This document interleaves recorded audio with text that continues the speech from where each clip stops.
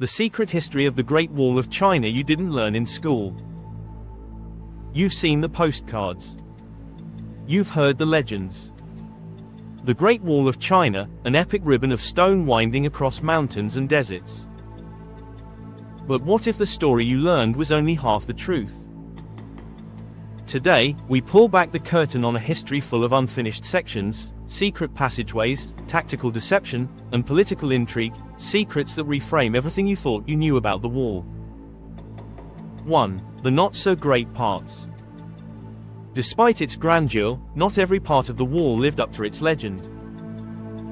Recent fieldwork on the so-called Mongolian Arc, a 405 km line of earthwork, trench, and rampart in eastern Mongolia, shows that large stretches were never actually completed. These aren't ruins caused by centuries of erosion. In many places the wall line simply stops, intentionally. Archaeologists argue that hurried construction, driven by accelerating threats on the steppe, created deliberate gaps that functioned as controlled corridors and choke points rather than a continuous barrier.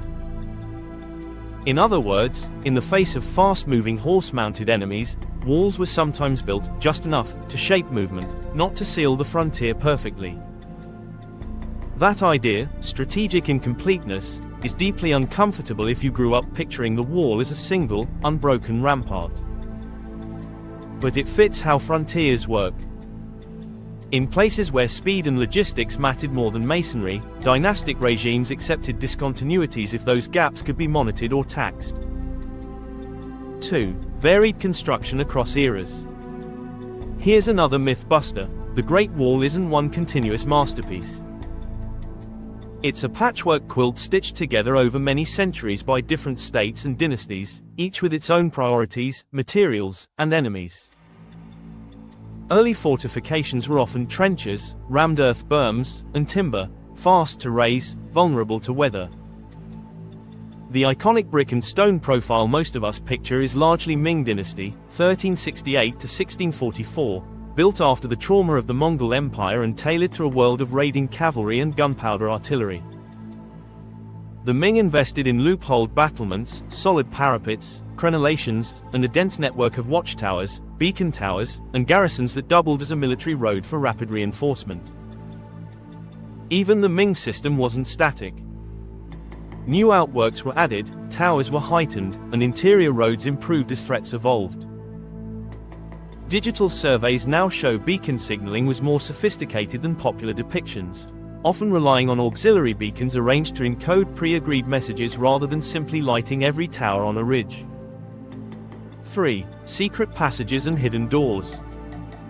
Now for the cloak and dagger part.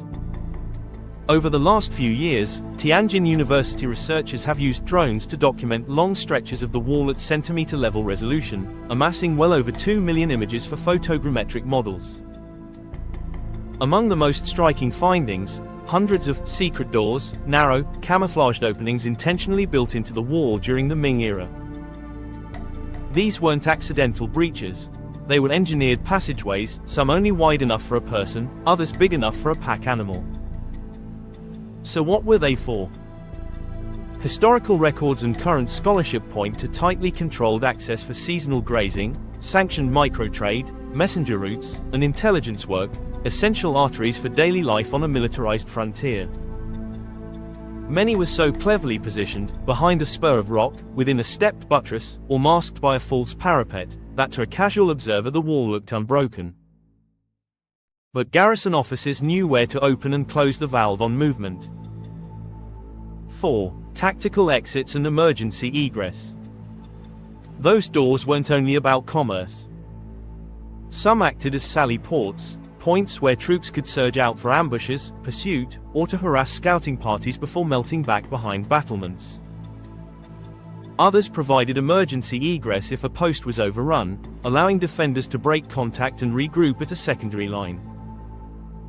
That conception of the wall, as an active battlefield instrument rather than a passive barricade, better matches how frontier militaries actually fought, with patrols, decoys, listening posts, and quick reaction forces that needed discreet ways through their own fortifications.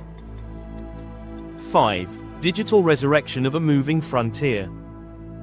The tech revolution is transforming our understanding. Drones and AI-assisted mapping let researchers detect erased outworks, collapsed towers, and obliterated ditches that once tied the system together. Projects led by Tianjin University and others are creating three-dimensional archives of towers and wall segments, virtual restorations that let scholars test reconstructions against physical evidence and historic maps.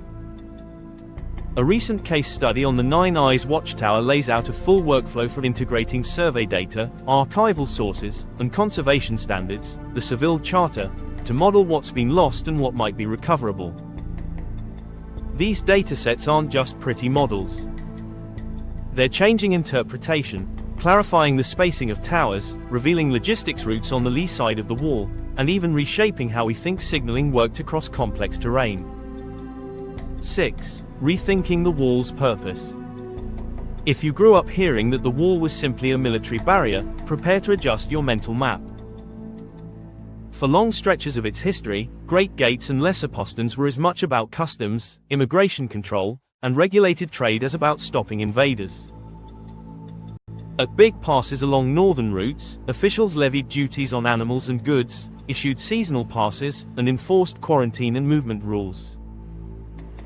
The frontier could open to herders, horse traders, and envoys when it served policy, and close when tensions rose.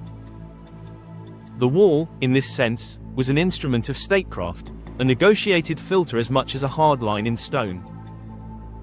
7. Modern myths and misinformation.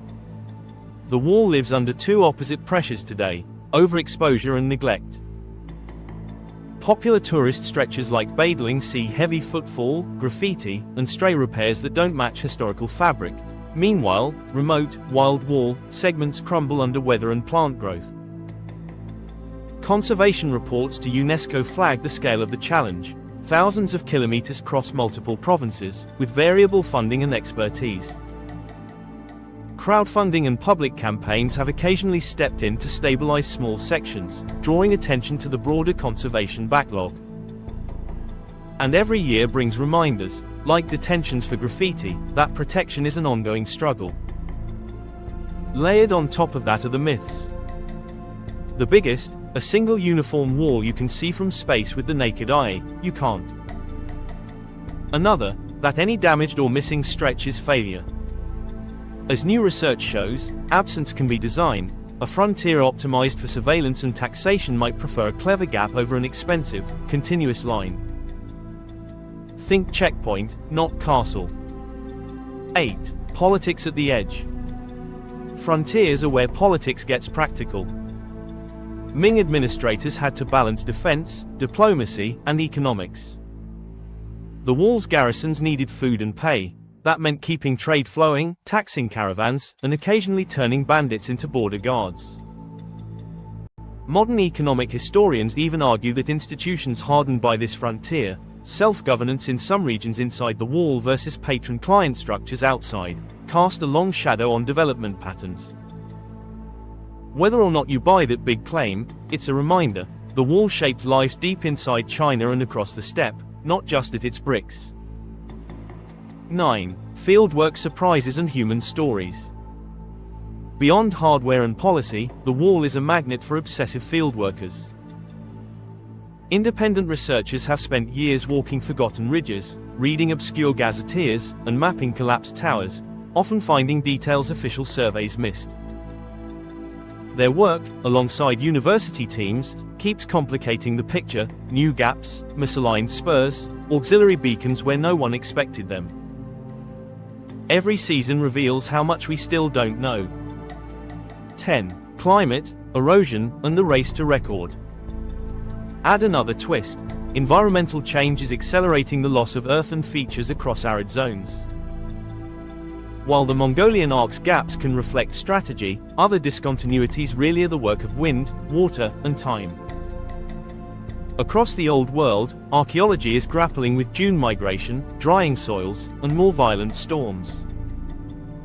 That context raises the stakes for digital documentation, capturing fragile features before they're gone. 11. Why it matters today. The wall's hidden doors, unfinished stretches, and evolving design remind us that monuments aren't static relics, they're living records of human adaptation. The frontier wasn't a monolith. It was an ever-shifting system, flexing under military pressure, economic incentives, and political agendas. Understanding that complexity lets us preserve it more intelligently, stabilizing iconic masonry where tourists go, yes, but also mapping earthen ramparts in the desert, protecting beacon networks on lonely ridges, and training local teams to repair with historically correct methods. It also changes how we tell the story. Instead of a wall that kept us in and them out, think of a breathing frontier, sometimes closed, sometimes open, sometimes brick, sometimes earth, sometimes towering, sometimes intentionally absent. A place where a shepherd could pass through a disguised postern with a stamped permit, where a tax clerk tallied horses at a windy gate, where a sergeant led a night sally through a slit door that vanished at dawn. To wrap it up, next time you see the Great Wall, remember, it's more than stone and mortar. It's a story of power, politics, and survival written across the mountains, full of engineered gaps, concealed doors, and shifting rules. If you enjoyed uncovering its secrets, like, subscribe, and hit the bell for more journeys into history's hidden corners.